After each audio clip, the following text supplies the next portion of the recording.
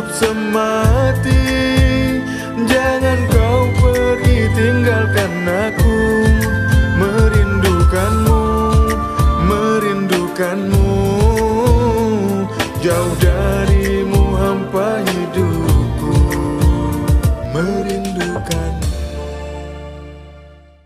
Pagi itu saya dijemput sama dia. Ternyata saya diajak ke pantai. Pantai itu kalau nggak salah jauh sih dari ini. Pantai mana ya? Pantai Pandawa kalau saya. Pantai Pandawa ya. Mungkin Pantai Pandawa, saya lupa ingat. Pantai Pandawa di situ. Di situ dia nyewa nih bro, nyewa satu hotel di pinggir pantai. Waduh, mau diapakan lagi saya nih? Soalnya saya dibawa dari pagi sampai sore sampai ke malam. Jadi full service lah istilahnya. Saya nemenin dia nih. Ya dia memang baik, dia beri kasih makanan, beri kasih minuman, semua yang saya inginkan dia tanya. Tapi saya nggak mau apa-apa. Memang saya nggak ada minat untuk apa ya istilahnya, mempergunakan dia untuk ini. Saya mau makan pun saya bayar sendiri, istilahnya gitu.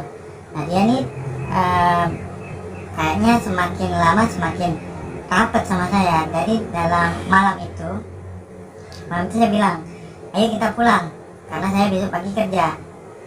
Saya sudah sewa hotel di sini satu malam. Katanya, waduh, untuk apa, kan kita sudah ada, saya pun ada rumah. Lagian dari sini ke Legian kan nggak sampai 3 jam 4 jam, cuma 1 jam aja mungkin udah sampai. Dan gitu, apa-apa untuk malam ini kita berdua meluangkan waktu di sini karena saya benar-benar suka sama kamu gitu. Dia bilang gitu. Waduh, maksudnya dalam artian suka gimana? Saya bilang gitu. Saya tanya sama dia, artian suka ya saya cinta sama kamu.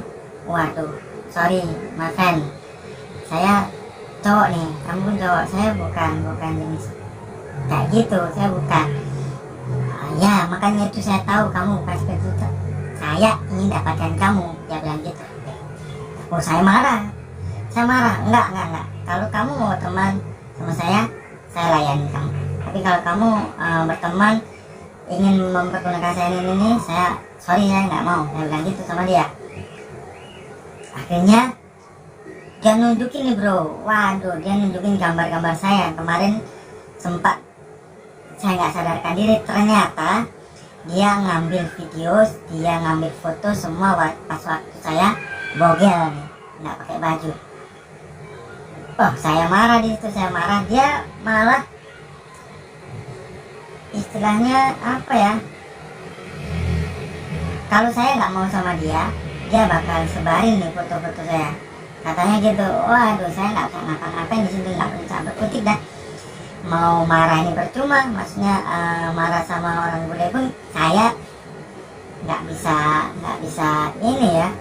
Jadi saya ngikutin permainannya nih sekarang. Saya coba ngikutin permainannya karena di situ posisi saya memang nggak bisa ngapa-ngapain. Kalau misalkan saya nolak dia, saya takut foto-foto saya ini sampai disebarin ke sosmed atau ini. Wah, jadi malu saya ya kan, karena foto-foto itu foto privasi sebenarnya buat saya. Saya terpaksa ngikutin dia. Terus apa mau kamu sekarang ini? Saya mau kamu jadi boyfriend saya, ya saya gitu. Wah, kayak apa ya istilahnya, saya nggak pernah ini, tapi nggak apa-apa, dia bilang gitu. Kalau kamu nggak bisa, saya tahu bagaimana caranya, dia bilang gitu. Karena saya benar-benar suka dari kamu, karena kamu bukan tipe orang yang seperti itu, katanya. Bukan tipe manipo yang ada di sini. Saya baru tahu. Saya tanya dia, manipo itu seperti apa, katanya. Dia cerita manipo itu laki-laki yang suka diboking sama orang. Terkadang dia selalu nongkrong di bar malam kayak gitu, dan dia gunakan postur badan dia, kegantengan dia untuk memikat lawan jenisnya dan juga mencari uang, katanya gitu. Saya baru nyadar kalau manipo itu seperti itu, dia terangkan itu. Waduh. Terus apa yang kamu mau dari saya? Saya bilang gitu sama dia. Saya tanya balik sama dia, saya mau kamu jadi boyfriend saya nggak mau kamu bekerja lagi di sana, katanya. Tiap bulan saya akan jatah kata kamu bisa bekerja sama saya. Dan dia nawarin saya setiap bulan bisa ngasih sampai 10 juta. Bayangin bro, 10 juta. Terus apa yang saya lakukan? Cuma simpel aja. Kamu nemenin saya setiap hari, saya mau jalan ke sana ke sini, kamu temenin ini. Dia bilangnya kayak gitu. Ya udah, saya oke aja. Ya kan? Saya oke aja. Kalau cuma nemenin jalan ini itu dapat gaji, bener nggak? Tapi syaratnya saya harus berhenti kerja katanya. Berhenti kerja. Ya nggak bisa gitu, my friend. Saya kan baru kerja dan saya harus ngumpulin sampai 1 bulan karena bentar lagi saya juga udah gajian. Jadi saya rugi nanti kalau saya misalkan ganti tiba-tiba belum terima gajian. Dia paham ngasih saya waktu kesempatan seperti itu. Tapi saya juga minta sama dia nih bro. Saya minta sama dia untuk hapus foto-foto itu. Dia nggak mau hapus foto itu. Katanya ini untuk jaminan saya nggak akan kabur. Buset, kayak tahanan aja gua. Jadi dia takut saya kabur, dia simpan foto itu. Oke, saya turutin semua kemauannya. Dia janji sama saya setiap bulan saya akan dibayar 10 juta katanya untuk bekerja sama dia, nemenin dia kayak gitulah. Nah pada malam itu dia minta jatah. Buset, ngapain? Gua nggak tahu ini harus ngapain. Soalnya dia bilang tenang relax. Dia baringkan saya pada malam itu, dia baringkan saya. Dia manja banget, kayak perempuan bro. Ternyata sisi lain dia nih kayak perempuan, manja banget dia. Waduh, saya habis diraba-raba ini semua itu nggak bisa bayangin. Tapi saya memang nggak bisa. Saya itu nggak bisa ngapa-ngapain, memang nggak ada feel. Jadi nggak bisa nurutin kemauannya dia, nggak bisa muasin dia. Nah di situ saya dikasih obat, katanya suruh minum 1 pil. Saya bilang ini kalau obat terlalu saya nggak mau bro. Bukan ini obat rangsang katanya. Maksudnya kamu mau berhubungan dengan saya bilang gitu. Iya, saya mau kamu ingin saya katanya gitu. Saya terdiam bro, gimana caranya saya ini. Dia ngajarin saya di situ, justru dia ngajarin saya. Aduh, malu sih sebenarnya ngungkapin hal seperti ini, malu. Cuma saya harus cerita seperti ini, kenyataannya seperti ini, buat inspirasi lah ya buat kalian, jangan sampai ditiru ya kan. Bahwa nyari duit itu memang gampang, tapi menghabiskannya itu cepat karena duit itu nggak halal. Malam itu dia kasih saya obat rangsang, saya minum. Saya coba ya kan, ini ternyata dia ngajak saya main. Saya sensor aja ya sampai situ. Intinya dia puas sama saya, dia ngajarin saya satu persatu di situ sampai saya pinter lah istilahnya ya. Saya pinter di situ. Besok paginya dia ngasih duit saya. 100 dolar bro.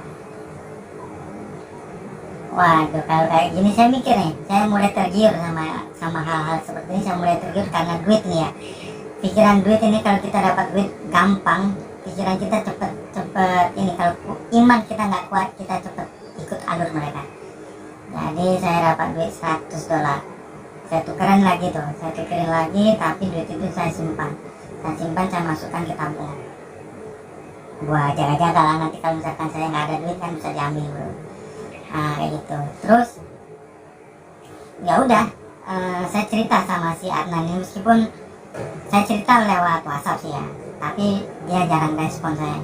Dia responnya kayak mau kayak enggak. Tapi saya pada saat itu belum berpikiran kalau si Adnan ini marah sama saya. Ya, saya cerita padanya, saya nurutin masukan kamu, dan sekarang memang benar saya gampang dapat duit, saya bilang gitu sama si Ana. Terus udah 1 bulan ya, saya 1 bulan bekerja, saya berhenti bekerja di situ. si bule ini selalu datang ke kontrakan saya. Saya malu lah sebenarnya. Saya juga malu kepada pemilik kontrakan itu, karena kita tinggal satu kontrakan tuh dengan pemilik rumahnya juga gitu. Jadi kalau saya keluar masuk terus bule yang masuk ke kontrakan saya sempat ditegur sama tuan pemilik rumah itu. Nah, ini siapa ya bule ini selalu datang ke tempat kamu? Saya bilang, ini customer saya yang saya kerja di turis informasi itu, Bu. Saya bilang gitu sama, jadi nggak terlalu pikiran. Tapi saya juga antisipasi kalau dia selalu datang ke kontrakan saya malu lah. Jadi saya bilang sama dia, ini terakhir kali kamu datang ke kontrakan saya. Lain kali jangan datang, saya akan datang ke tempat kamu. Dia bilang gitu. Dia nyewa satu villa kecil lah ya, untuk dia tinggal, karena dia nggak mungkin, saya nggak tahu sih sebenarnya dia tinggalnya di mana, di hotel ataupun di ini. Dan yang penting pada waktu itu dia nyewa satu villa, dan villa itu khusus untuk dia dan saya katanya. Nah, dia bilang katanya, kamu keluar aja dari kontrakan itu, pindah ke sini. Terus gimana dengan ininya? Gak apa-apa, semuanya sekarang kamu tinggal sama saya, kamu bekerja sama saya, jadi semua barang-barangmu dipindahkan saja ke sini semuanya. Dia bilang gitu, bro. Saya turutin dia. Saya pindah di kontrakan itu, saya tinggal satu rumah. Weh, memang kehidupan saya jadi berubah, bro. Dari bawah melejit ke atas. Saya gitu. Jadi mulai dari pakaian, style semua ya, dirubah sama dia, diberikan semua barang-barang mewah. Benar-benar dia kaya lah ya. Ya kayak jadi barang-barang saya yang lama itu kan saya bawa nggak banyak sih ya, baju-baju apa semua itu nggak banyak dari rumah dulu, cuman bawa secukupnya untuk bekerja itu aja. Jadi di situ saya dimanjakan sekali nih, dimanjakan banget sama bule ini. Diberikan baju, tiap minggu diberikan baju, berikan parfum, berikan jam tangan, berikan sepatu, bahkan diberikan telepon baru, bro. Nah, dia ngasih jatah saya duit pun tiap minggu juga ngasih, tiap hari ngasih, tiap minggu ngasih, tiap bulan ngasih. Saya duduk sama dia udah berjalan 4 bulan nih, bro. 4 bulan ya kan, 4 bulan saya jalan sama dia. Istilahnya saya bisa hidup mewah lah sama dia ya. Saya bisa, dia senang sama saya, betul-betul suka sama saya. Terus saya juga jaga sih ya, intinya saya bekerja sama dia ya kan, saya jaga dia. Sampai suatu hari saya punya kesempatan untuk pegang telepon dia, bro. Ya, pegang telepon dia. Dan ternyata dikunci. Teleponnya itu dikunci. Saya coba-coba buka untuk menghapus foto saya itu nggak bisa, dikunci. Jadi apa ya, istilahnya untuk kabur dari dia nggak ada, sudah nggak bisa ngapa-ngapain. Dia juga sempat bilang kalau misalkan kamu saya bawa ke Australia gimana, katanya gitu. Karena dia benar-benar suka diceritain sama saya, benar-benar suka sama saya, sampai dia mau bawa saya ke Australia, bro. Dia bawa saya ke Australia. Oke lah, saya mau lah ya kan, kesempatan besar nih saya datang ke Australia ya kan. Terus saya bilang sama si Adnan, bro, saya sudah lama tinggal di sini, kan sudah lama ya kan saya nggak komunikasi sama si Adnan ini. Dan dia marah di situ. Saya mau ketemu kamu sekarang. Nah, malam itu saya ketemu si Adnan. Saya izin sama si bule ini, saya ketemu si Adnan. Saya ketemu kawan saya bilang gitu, ya nggak apa-apa. Kawannya mana? Ini kawan saya yang dulu pernah pertama kali bawa saya ke klub. Oh, dia tahu tuh. Oke, dia yang izinin saya. Saya ketemu nih si Adnan jam 10 malam. Dia mau jemput saya, nggak apa-apa, saya sekarang sudah ada sepeda motor, saya bilang gitu.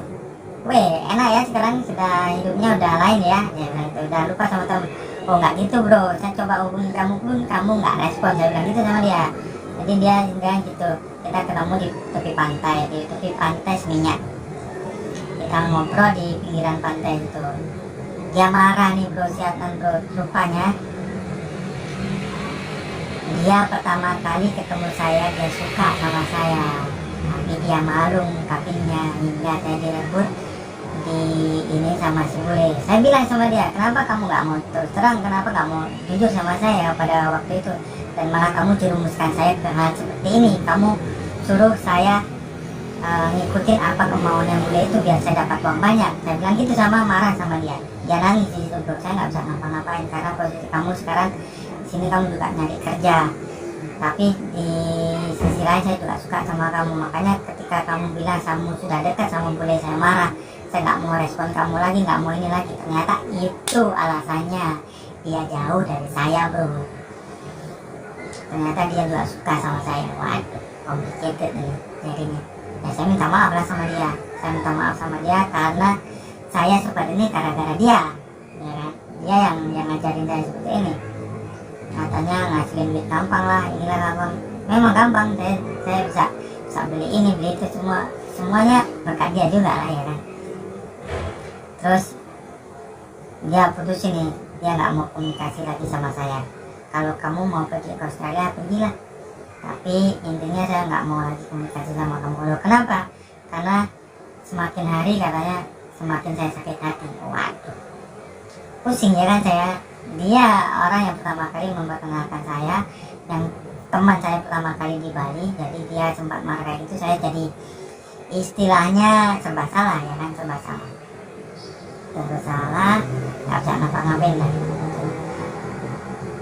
Tapi yang saya terus ingat sama dia, saya nggak akan pernah lupa sama dia meskipun dia udah hilang sekarang nih bro.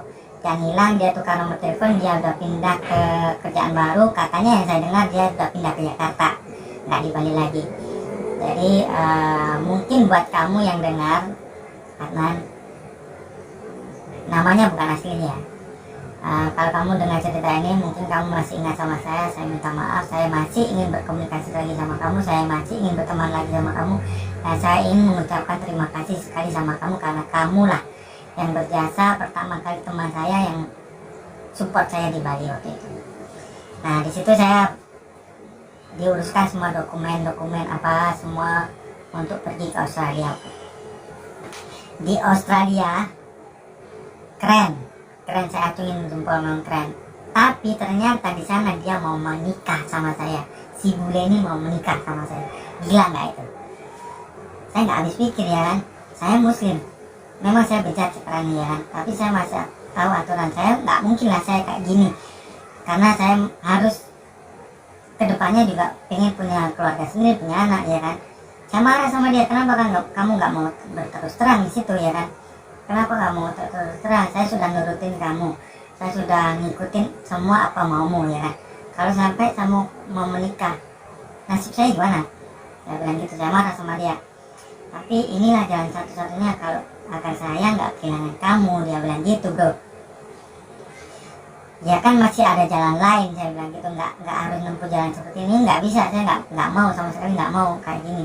Saya marah di situ, saya diamin dia sampai 1 minggu bro di Australia bro. Waduh, saya pusing, ya kan. Saya nggak tahu Australia, mau ini salah, mau itu salah. Ya udah, duduk di rumah aja, saya nggak mau ini. Pokoknya intinya di situ saya marah lah, ya.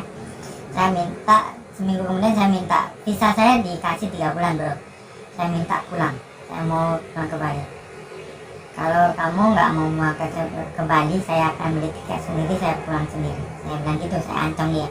Dan kamu nggak akan nemuin saya sama sekali, dan saya akan biarkan foto itu kamu sebarin, saya nggak peduli, sudah, saya bilang gitu. Saya ancam, saya giliran balik ngancam dia. Ya udah, dia bilang gitu. Saya minta maaf karena saya nggak bisa maksa kamu, mungkin suatu saat kamu akan terbuka hatinya. Dia bilang kayak gitu, dia masih mengharap nih, intinya masih mengharap. Dari situ dia ngasih, ya maksudnya mungkin membujuk, ya, membujuk saya dengan uang lagi, dengan materi lagi. Dia ngirim ibu saya duit 20 juta buat beli tanah, 20 juta. Terus dia ngasih bapak saya 10 juta buat beli kambing, ya kan, untuk diternak. Waduh, saya makin ini memang saya tergugah, ya. Maksudnya kasihan juga kalau dia sampai ngemis seperti itu, ya kan. Berarti intinya dia benar-benar suka sama saya, tapi memang saya nggak bisa menikah sama dia. Terus kita balik ke Bali nih, Cek. Kita balik ke Bali, seminggu setelah di Bali, kita sudah berada di Bali nih, ya. Saya punya kesempatan megang telepon dia, karena waktu itu dia minta tolong pas waktu dia mandi, ada telepon. Katanya itu telepon penting, suruh angkat. Dan suruh angkat, ya udah saya angkat, ya kan. Saya angkat, Terus saya bilang sama dia ada SMS, ada WhatsApp, suruh buka, suruh bacain. Tapi saya nggak bisa, nggak tahu kodenya. Nah di situ dia kasih tahu nih bro, dikasih tahu. Dan ternyata saya bilang sama dia, ini SMS dari WhatsApp dari temanmu, ini untuk booking hotel booking villa ya ini. Oke. Dia bilang gitu, karena dia pas di kamar mandi saat itu. Dia mungkin lagi ini ya kan. Terus saya cek nih telepon dia, saya cek teleponnya, saya cek gambar-gambar di situ, di profil pribadi apa semuanya, ternyata nggak ada. Selama ini saya ditipu sama dia. Ternyata foto-foto itu sudah dihapus, ya kan, di teleponnya itu sudah nggak ada sama sekali. Mungkin dia sudah percaya sama saya selama 4 bulan saya sudah nemenin dia, ya kan. Saya cek semua, jadi nggak ada satu sama sekali foto vulgar saya pada saat itu. Nah saya berani nih sama dia, saya bilang sama dia ke 2 hari kemudian lah ya, 2 hari kemudian saya bilang sama dia saya mau balik ke desa karena adik sepupu saya mau menikah, jadi saya wajib pulang untuk uruskan semuanya. Dia percaya nih bro, dia percaya, dia ngasih saya duit $500. Dia ngasih $500 untuk perjalanan saya balik. Dia nggak mau saya naik travel, dia mau saya booking tiket pesawat pergi ke rumah. Dikasih nih saya $500. Nah kasihan juga nih ya, kasihan juga karena dia udah baik sama saya. Tapi inilah cara saya satu-satunya saya kabur dari dia, karena saya nggak mau dipergunakan sama dia terus gitu. Jadi kalau semakin saya dekat sama dia mungkin iyalah karena materi ya kan, karena materi dia selalu kasih duit ke orang yang dia suka. Saya lama kelamaan nggak, kasihan juga sama dia, bukan apa ya, kasihan sama dia, akhirnya saya pulang, saya menghilangkan diri, saya tukar nomor telepon, semuanya saya ganti. Tapi tiket itu memang saya dibookingkan sama dia, memastikan saya pulang atau enggak, tapi saya nggak pulang. Saya pindah ke Nusa Dua waktu itu. Saya pindah ke Nusa Dua untuk lari dari dia. Saya tukar nomor telepon, saya tukar nomor ini, saya tukar semuanya, jadi dia nggak tahu. Terus di Nusa Dua saya memulakan kehidupan baru. Memulai kehidupan baru saya, mulai kerja benar-benar lah. Maksudnya kerja di hotel, saya dapat kerjaan di hotel, saya dapat kerjaan di ini, semuanya udah nggak ada itunya lagi, nggak ada hubungan dengan siapa-siapa, dan istilahnya memang betul-betul baru ya, hidup baru di situ. 1 bulan, 2 bulan saya kerja di sana, 3 bulan, ya duit yang didapat dari dia cepat habis dibandingkan duit yang saya dapat dari kerja keringat saya sendiri. Itulah saya pesan sama kalian semua, bahwa duit yang kita dapat dengan senang-senang itu cepat habisnya daripada duit yang kita hasilkan melalui keringat kita sendiri. Kita akan mengirit-ngirit betul, memanage betul duit itu keluarnya seperti apa, untuk apa. 3 bulan, 4 bulan saya bekerja di sana, tiba-tiba dapat nih tamu dari Australia juga, dia minta minta kamar ya kan, saya menyediakan kamar di situ. Dan rupanya bro, tamu dari Australia ini tamunya bule yang dulu suka sama saya itu. Jadi di situ kita ketemu lagi di situ, waduh, udah apa ya istilahnya, udah jadi hal besar ya kan, sudah jadi hal yang besar, maksudnya jadi masalah di situ, masalah ramai di situ. Dia marah-marah kenapa saya sampai ngilang selama ini. Dia bilang saya nipu dia bilang saya ya macam-macam lah ya kan. Intinya dia lari dari saya, dia nyari-nyari saya selama ini tuh. Dia nyari-nyari saya, alamat saya di rumah, apa semua dicari sama dia, tapi dia nggak ketemu. Jadi dia sempat frustasi. Saat itu dia kurus banget, bener. Dia kayak kasih saya, ya mungkin ya kasihan juga. Saya ngeliat dia sampai nangis di situ dulu. Saya malu dengan manajer si hotel. Manajer saya negur saya, kenapa, ini masalah apa dengan tamu? Saya bilang dengan kamu ini nggak ada masalah Pak, cuman dengan temannya kamu ini saya ada masalah pribadi, saya bilang gitu. Akhirnya dia nangis di situ, si bule itu dia nangis, dia marah-marah di situ. Intinya apa ya, dia sangat kehilangan saya sekali, nggak mau kehilangan saya kedua kalinya dia begitu. Dia sampai sujud-sujud mengemis kalau dia nggak mau pergi dari situ, kalau saya nggak mau pergi sama dia. Nah itu nih, jadi ngulang lagi nih bro, ngulang lagi. Saya gimana ya, udah dimarahin sama atasan saya ya kan, nggak ada kerja lagi, harus pulang lagi sama dia. Udah itu ya, saya nggak bisa ngapa-ngapain ya kan, mau si istilahnya ninggalin dia kasihan, karena memang mungkin dia benar-benar sayang sama saya, dia kasihan ya kan. Terus mau apa ya, mau kabur lagi kasihan, bener dia memang yang saya lihat dia kurus, mungkin memang banyak apa ya, banyak tersiksa buat dia karena saya tinggal. Jadi saya ikut sama dia, saya buat perjanjian sama dia. Oke, saya nggak akan hilang dari kamu, tapi kamu jangan maksa saya untuk menikah lagi, saya bilang gitu sama dia. Karena saya laki, saya bukan seperti itu, seperti kamu, saya bukan. Saya ini nanti suatu saat punya pacar, punya istri, punya anak. Saya terangkan di situ sama dia. Dia nangis bro, dia nangis. Nggak tahu lah perasaan kayak gimana ya, nggak tahu. Dia nangis, tapi akhirnya dia menyetujui. Dia setuju kalau dia nggak akan mengekang saya lagi, dia akan membebaskan saya kemana aja. Intinya dia nggak mau ditinggal sama saya, itu aja. Jadi sekarang posisinya terbalik nih, saya bisa lakukan apa saja tanpa harus meninggalkan dia. Nah suatu saat nih, suatu hari saya ketemu cewek, ya kan, ketemu cewek orang Lombok. Saya ketemu dia Kristen, dia Kristen, saya Muslim. Dia suka sama saya pun suka sama dia. Saya bilang sama dia, kalau kita mau beneran serius, kamu harus ikut saya, ikut agama saya. Dia mikir nih 1 minggu, 2 minggu, 1 bulan.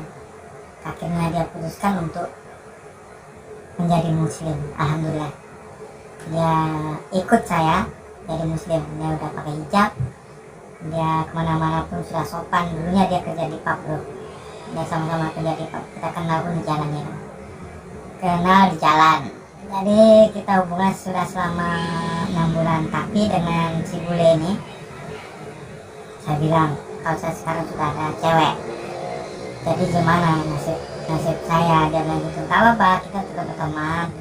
Tapi di situ saya juga ngerasa diri saya ini egois ya kan, saya bodoh ya kan.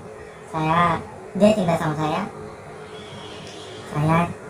cinta sama dia, sedangkan saya dicintai seorang laki-laki ya. Di sini terungkap bro, saya cerita sejujurnya sama dia, saya cerita benar-benar sama dia kalau saya selama ini tinggal sama bule dan bule itu suka sama saya. Nah dia, saya juga mulai apa ya istilahnya, terbuka ya kan, mulai terbuka. Dia mau